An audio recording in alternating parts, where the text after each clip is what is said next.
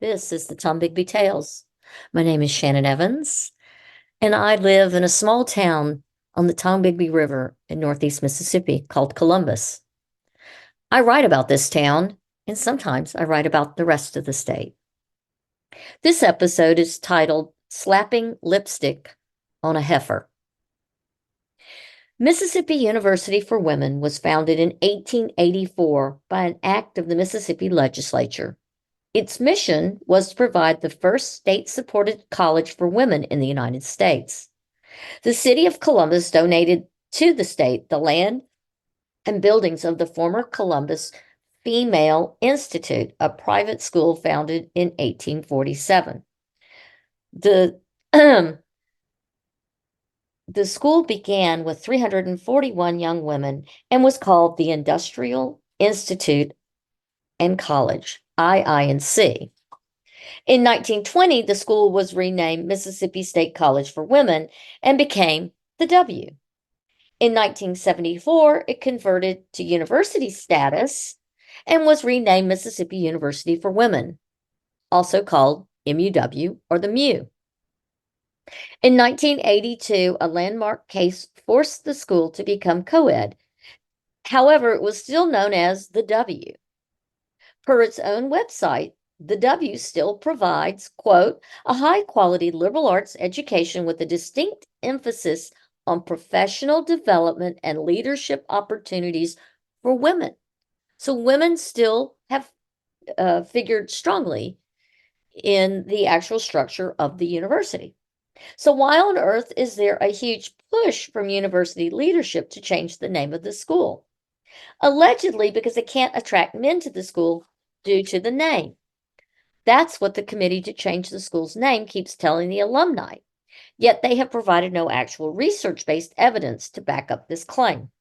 And when asked for the data, alumni are met with avoidance or gaslit to make them feel guilty for doubting, quote, those in the know. The first renaming effort was announced at the opening of spring term by the president of the W, an alumni herself, Nora Miller. Her announcement landed like a turd in the proverbial punch bowl. The alumni were furious and left and felt duped. The new name in round one was Brightwell, a made-up name. Why were alums up in arms? Because surveys had been sent out to give alumni what they thought was a voice in the process. Except Brightwell was not on any of those surveys as an option to choose from.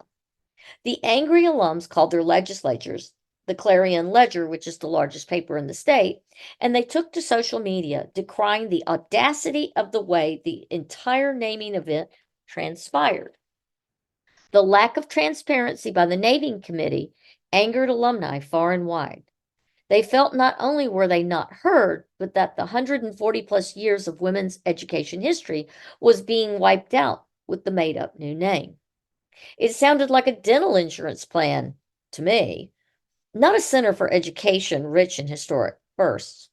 So the university, under immense pressure, canned the fancy marketing group, Chernoff-Newman, conveniently blaming them for alienating the entire alumni, and then realizing they had no name to put before the fast approaching close of the Mississippi legislature that has to approve the name, the committee screams, hold my beer, and scrambles to put together a new survey, the best survey, the one that will win the hearts of the alumni everywhere by placating their desire to keep the name, the W, as their beloved moniker. Yes, they would give the current students and alumni 3 choices they would have to love, of course.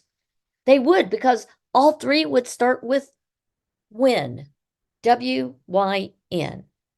Wynbridge, Wynbright, Wyn something or other, and they could only choose from those and could not provide any other input or commentary in their choices on the survey.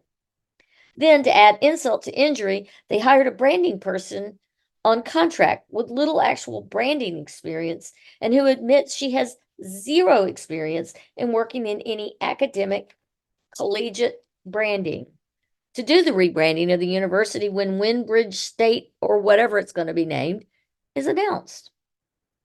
Why does the current regime want to erase women from the W if women's leadership and education opportunities is a key component of their founding and their current mission?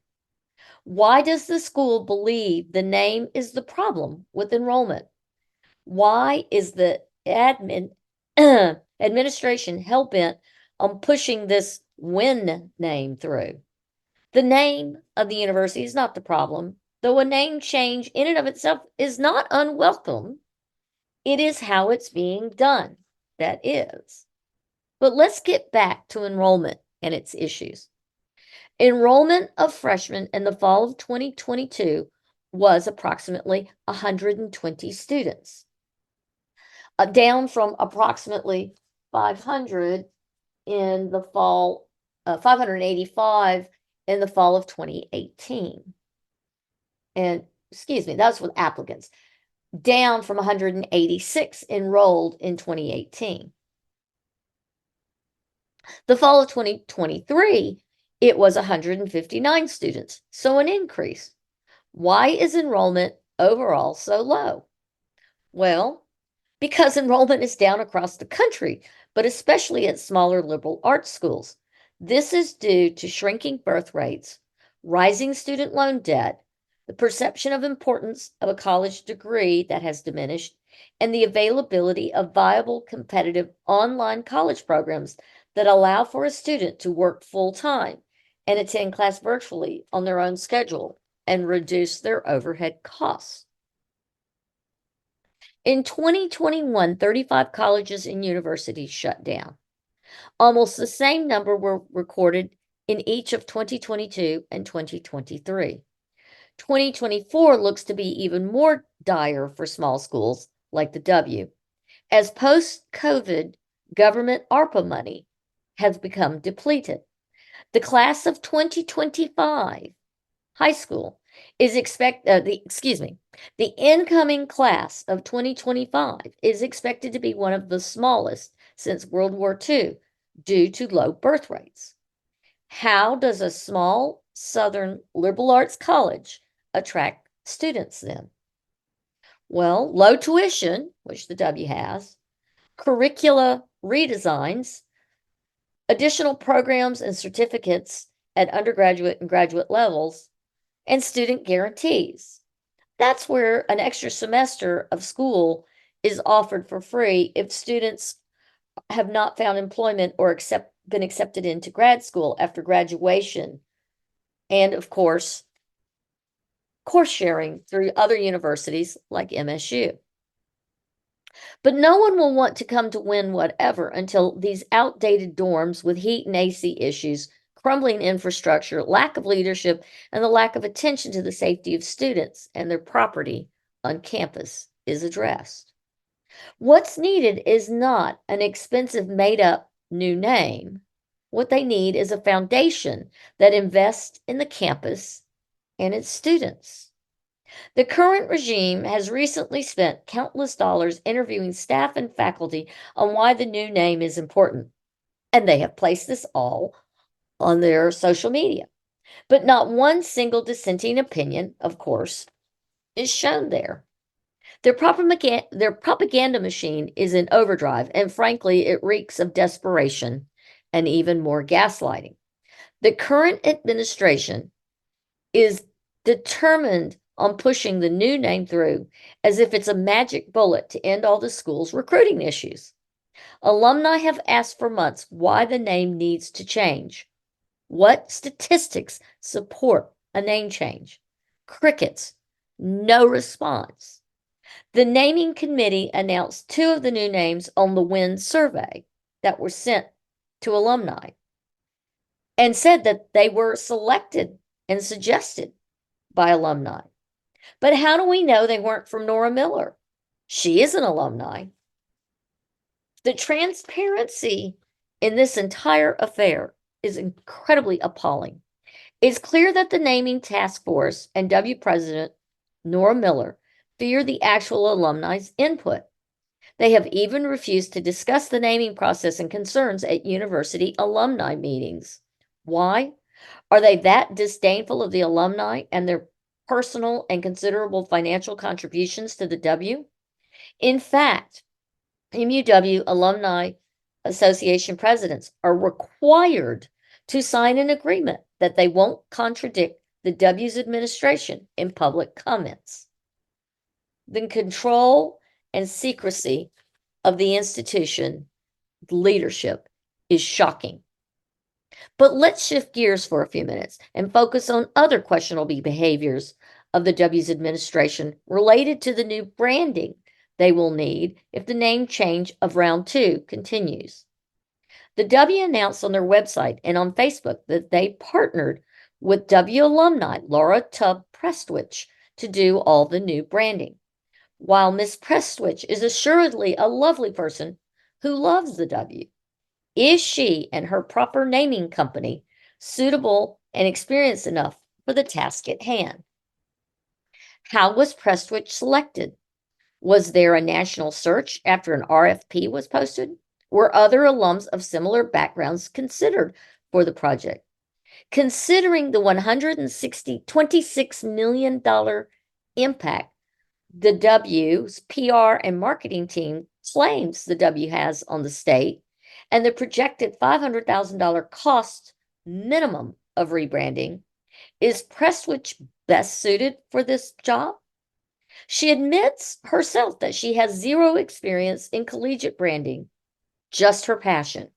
And passion is good, but it doesn't mean she can do this monumentally important task if the university's life actually does depend on this renaming. Here are some additional concerns. First, proper naming company does not show up as a business registered with the Mississippi Secretary of State's office, nor in the state of North Carolina, which is where she has listed on her Facebook profile as where she lives. The same was true for DBAs using variations of her name and her Mama Doer company name. Nothing.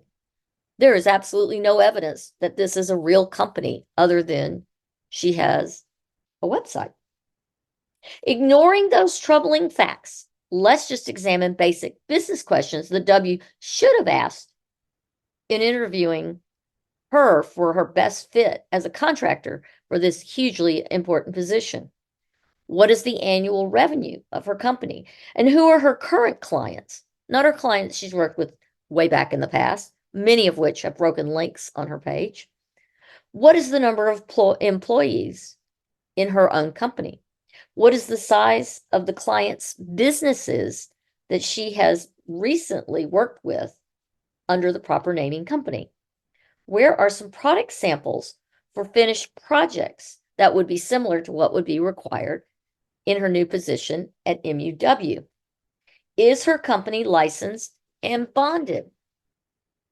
Now, for bigger questions for the W's marketing director, why are they hiring an alum to do branding who has zero experience with a university and has only previously worked with small one-off businesses? How was she hired as a contractor? Did the W follow state guidelines for hiring? Why is the W rolling the dice of their future on feelings and good wishes of a kind-hearted alum with a slim dabbling of branding experience? Are they trying to fail and close the gates permanently? If this new branding and naming effort fails, as I fear it is destined to do, then all those involved, from Nora Miller down to the marketing director and the naming committee members, should be laid off, and they should also be denied their state pensions and banned from working at any other public academic institutions in Mississippi. And if this is how the entire process is going to continue to go, they deserve everything coming their way.